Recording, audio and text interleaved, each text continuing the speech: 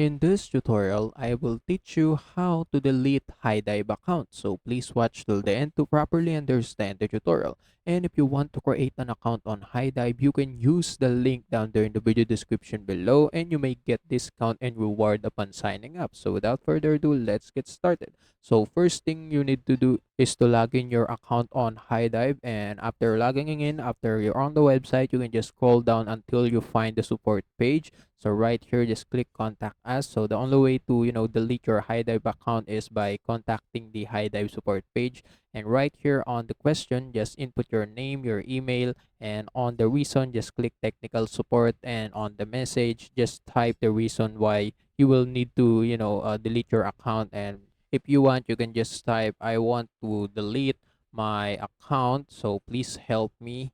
And also you need to input your email ID, and after that just say thanks for enter.